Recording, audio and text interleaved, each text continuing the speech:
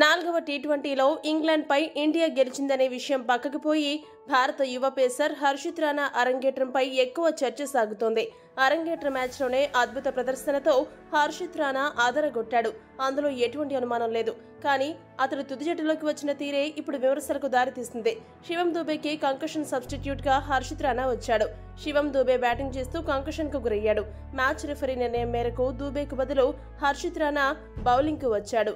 భారత్ తరపున ఇలా అరంగేట్రం చేసిన తొలి క్రికెటర్ గా నిలిచాడు. ఇంగ్లాండ్ పై 3 వికెట్లు తీసి భారత్ విజయంలో కీలక పాత్ర పోషించాడు. దీంతో అతడితో పాటు టీమిండియాపై పలువురు మాజీ క్రికెటర్లు విమర్శలు గుప్పించారు. మ్యాచ్ అనంతరం ఇంగ్లాండ్ కెప్టెన్ కూడా అసహనం వ్యక్తం చేశాడు. కంకషన్ సబ్స్టిట్యూట్ విషయంలో సరైన విధానం పాటించలేదంటూ కామెంట్లు చేశారు. అయితే ఈ విషయంలో హర్షిత్ రాణాను విమర్శిస్తున్న విమర్శకులకు ఇంగ్లాండ్ మాజీ కెప్టెన్ కెవిన్ పీటర్సన్ కౌంటర్ ఇచ్చాడు. పీటర్సన్ ఏమన్నాడంటే, హర్షిత్ రాణా కంకషన్ సబ్స్టిట్యూట్ గా రావడంపై విపరీతమైన చర్చ జరుగుతోంది. ఈ మ్యాచ్ లో హర్షిత్ రాణా బౌలింగ్ కు వచ్చిన వెంటనే వికెట్ తీయడంతో ఇంగ్లాండ్ కెప్టెన్ జోస్ బట్లర్ కు ఈ విషయం నచ్చి ఉండదు.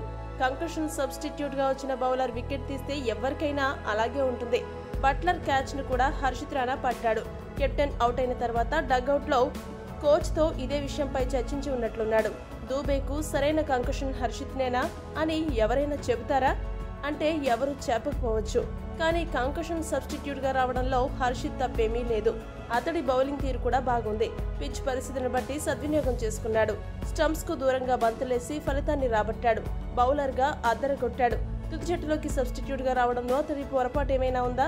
మేనేజ్మెంట్ ఆదేశాల మేరకు అతను ఆడాడు. తన బౌలింగ్ తో జట్టును గెలిపించాడు. మ్యాచ్ రిఫరీ అతడికి అనుమతి ఇచ్చాడు. ఇక్కడ హర్షిత్ రాణాని ఎందుకు తప్పుపట్టాలి?